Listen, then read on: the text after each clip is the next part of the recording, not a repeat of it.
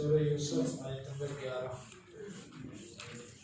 اعوذ باللہ السمیع العلیم من الشیطان الرجیم من حمزہ ونفخہ ونفثہ۔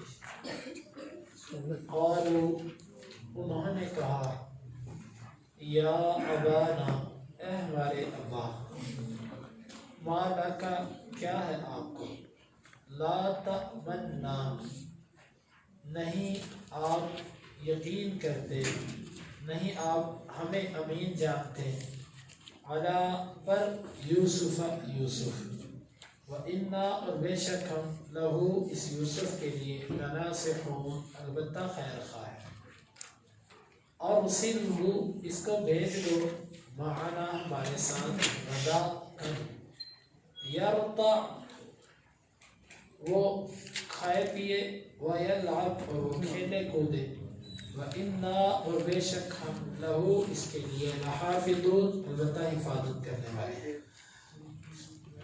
قال، انہوں نے کہا، انی، بے شک مجھے، لیحزننی، البتہ غمگین کرتی ہے یہ بات، ان تذهبوا به، کہ تم اسے لے جاؤ، وَأَخَافُ، اور میں ڈرتا ہوں، أَن يَأْكُلَهُ، کہ کھا جائے اس کو، الذئب، بھیڑیا، وَأَنْتُمْ، اور تم، عنہ، اس سے، غافلون، غافل ہو۔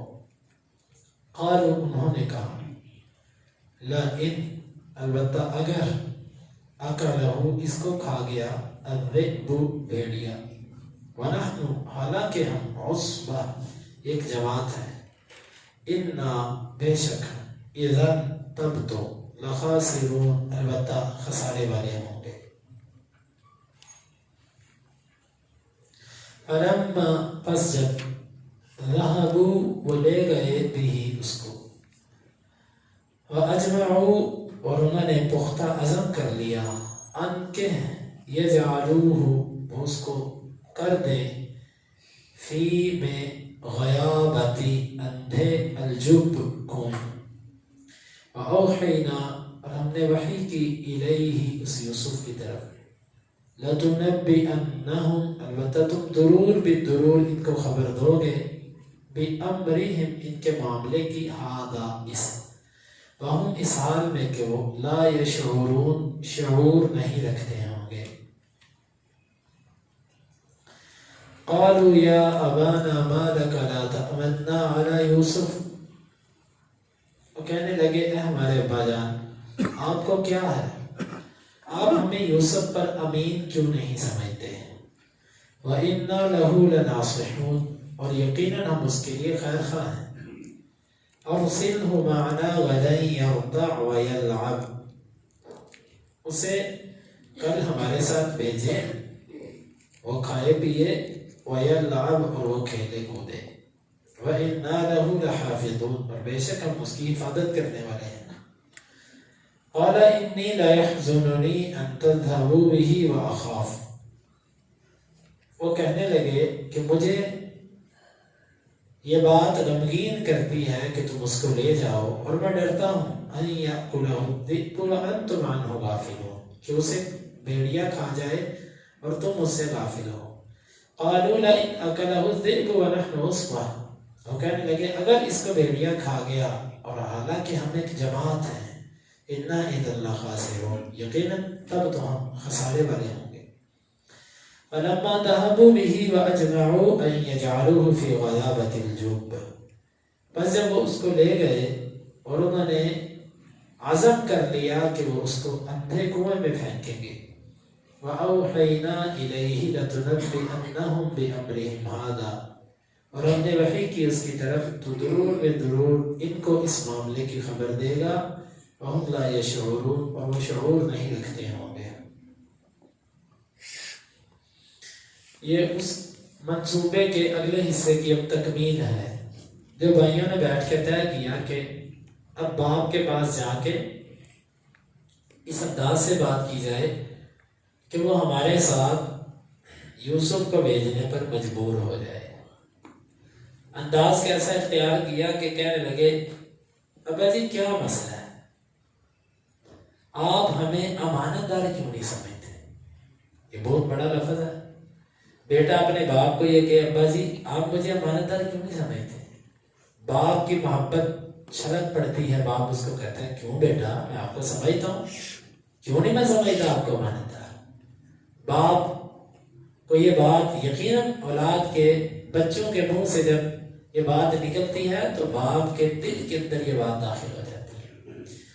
یعقوب علیہ السلام کو بڑے طریقے سے 10 کے 10 گبرو جوان بیٹے کہہ رہے ہیں ابا جی آپ ہمیں امانت دار کیوں نہیں سمجھتے؟ یوسف پر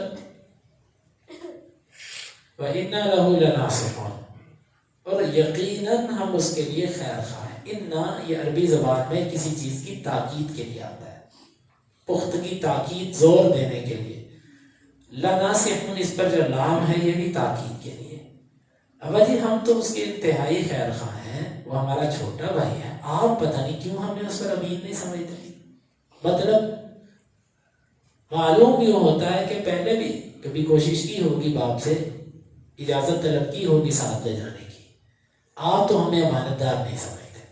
اگر امانت دار سمجھتے ہوتے تو ہمارے ساتھ بھیج دیتے۔ اب بوڑھے باپ کو سارے بیٹے اکٹھے ہو کے یہ کہیں تو کیا جواب دے سکتا ہے؟ بس ذہن کے اندر بات جو آئی وہ بعد میں کی، سات بھائیوں نے 2 باتیں اور کی۔ ارسلہ معنا غدا یرتع ویلعب، اس کو کل ہمارے ساتھ بھیجو، کچھ کھائے پیے، کچھ کھیلے کودے، اس کی عمر ہے، یہی کھانے پینے کی عمر ہے، یہی کھیلنے کودنے کی عمر ہے، کبھی یہ گھر سے باہر نہیں نکلا، اس کو جانا چاہیے باہر۔ جس طرح بعض لوگ کہتے ہیں نا کہ بچے کو باہر کا ماحول دو، بچے کے اندر ایک کانفیڈنس پیدا ہوتا ہے، اعتماد پیدا ہوتا ہے، بچہ یہ اس کو ایجوکیشن کے اندر داخل کرواؤ بچے کو، اس میں بچے کے اندر جو ہے نا وہ اعتماد بڑھتا ہے۔ یہ سب شیطانی سوچے ہیں۔ بچے کی تربیت اچھی ہونی چاہیے، اگر باہر کا ماحول اچھا ہے تو بچے کو باہر بھیجیں، باہر کا ماحول اچھا نہیں ہے آپ اپنے گھر پہ رکھ کے بچے کی تربیت کریں۔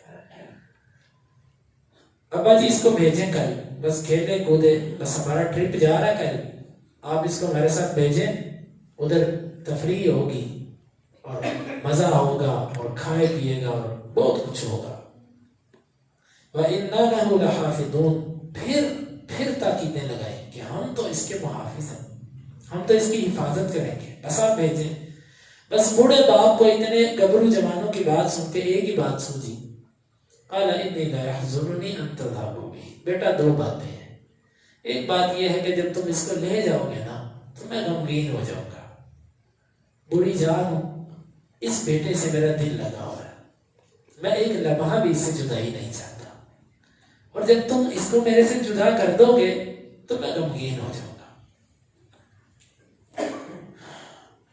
اندازہ کیجئے کہ جب کسی کے سر پر شیطان سوار ہو برائی کروانے کے لیے، اس کو پھر کسی کی جان، کسی کی عزت کی کوئی پرواہ نہیں ہوتی، وہ اپنی ہوس کا دھنی ہوتا ہے، اس کو بری کرنا چاہتا ہے۔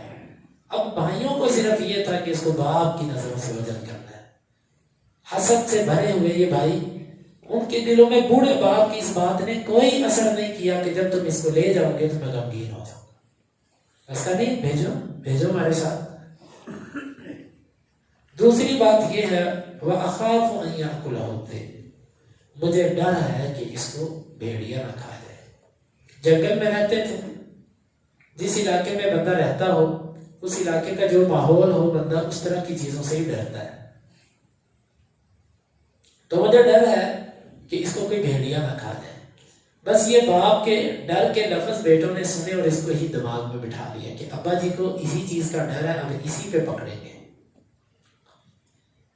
وَأَنْتُمْ عَنْهُ غَافِلُونَ، جب باپ بوڑھا ہو جاتا ہے، بچے جوان ہو جائے تو بات کرتے وقت باپ بڑا سوچتا ہے، سخت بات نہیں کرتا۔ بات تو کی کہ بھیڑیا کھا جائے گا، لیکن ساتھ ہی عذر بھی ان کی طرف سے پیش کر دیا کہ بیٹا تم اپنے کاموں میں مشغول ہوگے، تم غافل ہوگے، یہ نہیں کہ تم جان بوجھ کے ایسا کرو گے، تم غافل ہوگے اپنے کام، غافل سے مراد یہاں پر تم اپنے کاموں میں لگے ہوگے، یوسف سے تم غافل ہو جاؤ گے، اور اتنے میں کوئی بھیڑیا اس کو کھا جائے گا۔ بیٹوں نے جب ابا جی کی یہ بات سنی، قالوا، پہلی بات کا کوئی جواب نہیں دیا کہ آپ غمگین ہوں گے، صرف دوسری بات پر رہے، لئن اکلہ الذئب ونحن عصبہ، اگر اس کو بھیڑیا کھا گیا حالانکہ ہم ایک جماعت ہیں، انا اذا لخاسرون، تب تو ہم بڑے خسارے والے ہوں گے۔ اکثر جو لوگ بہت تسلیاں دیتے ہیں، اکثر معاملات اس میں وفات تک پہنچنے والے تھوڑے ہی ہوتے ہیں، جو گرجتے ہیں وہ برستے نہیں ہیں۔ اب یہ دیکھیں کتنا اپنی قوت پر ناز، اپنی جماعت ہونے پر ناز، اللہ کا ذکر نہیں ہے، کیوں؟ گناہ کرنے جا رہے ہیں، اللہ کا یاد کہاں ہے؟ بس ابا جی ہم تو جماعت، ہم تو بڑے خسارے والے ہوں گے اگر ہمارے بھائی کو کوئی کھا گیا، بھیڑیا کھا گیا۔ فلما ذهبوا به، پس جب وہ لے گئے، خلاصہ قرآن کی عادت ہے کہ بات کو سمیٹتا ہے، بس باپ کو قائل کر لیا، بوڑھی جان کو کیا کر سکتا ہے باپ؟ جب باپ بوڑھا ہوتا ہے بچے جوان ہوتے ہیں، پھر مناتے بچے ہی ہیں، تو بس باپ کو منا لیا، ابا جی دو بھیجو ساتھ، اس کو بھیج دیا۔ فلما ذهبوا به، اب وہ جدائی کی گھڑیاں شروع ہو گئی بوڑھے باپ پر، یہاں سے وہ فراق شروع ہوا۔ کیا پتا تھا یعقوب علیہ السلام کو کہ یہ بیٹا میرے سے ایک دن کے لیے نہیں، یہ سالوں کے لیے میرے سے جدا ہو رہا ہے، اس پہ دہائیاں گزریں گی اس کو میرے سے دور۔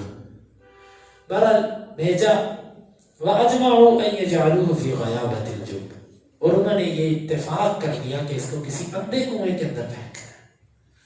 اب یہاں پر مفسرین کی باتیں کیا ہیں اس طرح بھی تھوڑا سا آئیے۔ مفسرین نے لکھا ہے، سچی تو بات یہ ہے کہ قرآن نے اتنی بات کہی ہے، بھائیوں نے کیا سلوک کیا ہوگا؟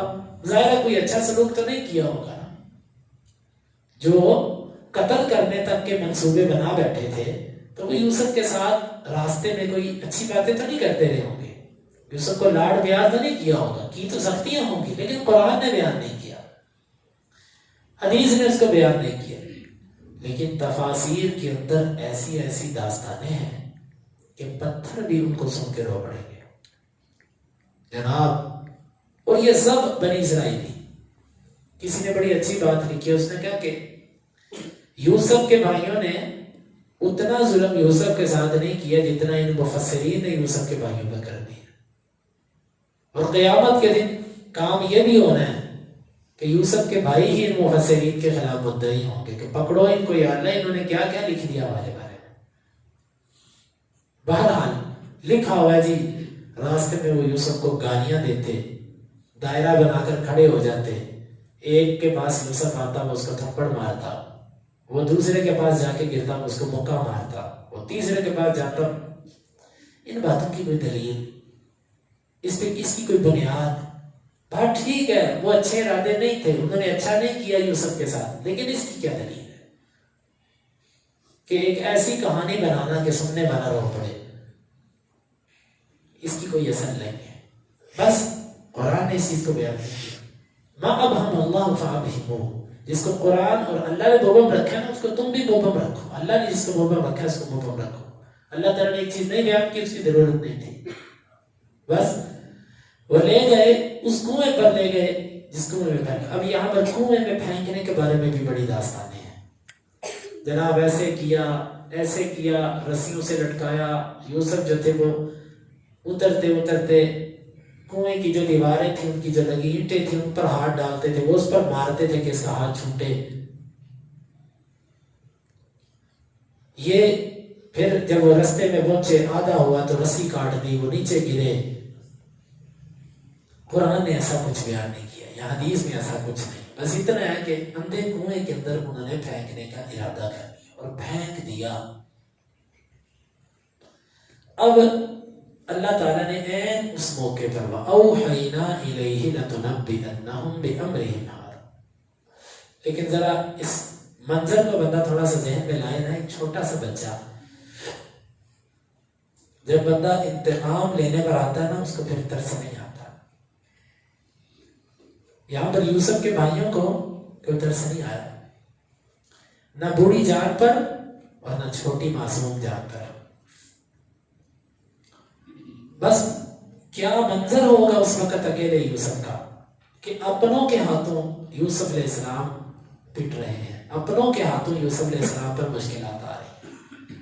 این اس موقع پر اللہ تعالیٰ نے یوسف علیہ السلام کی طرف فرشتہ بھیجا، پیغام دیا، اے یوسف وحی کی، لَتُنَبِّئَنَّهُمْ بِأَمْرِهِمْ هَذَا، تو گھبرانا، تو ضرور ان کو اس معاملے کی خبر دے گا جو یہ کر رہے ہیں۔ اس میں اشارہ تھا کہ تو اس معاملے سے فوت نہیں ہوگا، تو زندہ رہے گا، وقت آئے گا تو ان کو بتائے گا کہ تم نے میرے ساتھ کیا کیا، آپ زندہ رہو گے۔ یہ تسلی تھی کہ یہ جو بھی کر دیں یہ آپ کو مار نہیں سکتے۔ کیوں؟ اللہ تعالیٰ نے آپ کے لیے جو فیصلے کر رکھے ہیں ان فیصلوں کو کوئی ٹال نہیں سکتا۔ لَتُنَبِّئَنَّهُمْ بِأَمْرِهِمْ هَذَا، تو ضرور ان کو اس معاملے کی خبر دے گا، وَهُمْ لَا يَشْعُرُونَ، اور تو خبر ایسے وقت میں دے گا کہ جب ان کے وہم و گمان میں بھی نہیں ہوگا۔ یہ تیرے سامنے کس حالت میں کھڑے ہوں گے، تیرے سے یہ بھیک مانگ رہے ہوں گے، اور تو ان کو بتائے گا کہ تم نے یوسف کے ساتھ کیا کیا، اور ان کو گمان بھی نہیں ہوگا کہ یہ وہ یوسف ہے جس کو ہم نے دہائیاں پہلے کنویں کے اندر پھینک دیا تھا، ان کو نہیں اندازہ ہوگا۔ لے جی، اپنے کیے ہوئے منصوبے کو انہوں نے تکمیل تک پہنچا دیا، یوسف علیہ السلام کو کنویں میں پھینکا، یہ پتھر دل سب کے سب واپس آئے۔ اب واپسی پر بھی یقیناً ان کی میٹنگیں، ان کی مشاورتیں اور آپس کے منصوبے کہ ابا کو کیا کہنا ہے، کس طریقے سے بات کرنی ہے، یہ سب ہوئی ہوں گی، لیکن قرآن نے نہیں بتایا۔ اب واپس آئے، وقت کون سا ہونا چاہیے واپس جانے کا، ابا سے جا کے کہنا کیا ہے، دلیل کیا پیش کرنی ہے، یہ ساری باتیں اگلے درس کے اندر آ رہی ہیں۔ اللہ تعالیٰ نے ان کو بیان کیا اجمالاً، اختصاراً۔ ہم انشاءاللہ کوشش کریں گے کہ صحیح حدیث کی روشنی میں اس واقعے کو ہی رکھا جائے۔ اللہ تعالیٰ سے دعا ہے کہ اللہ تعالیٰ کتاب و سنت کو سمجھنے کی اور عمل کی توفیق عطا فرمائے۔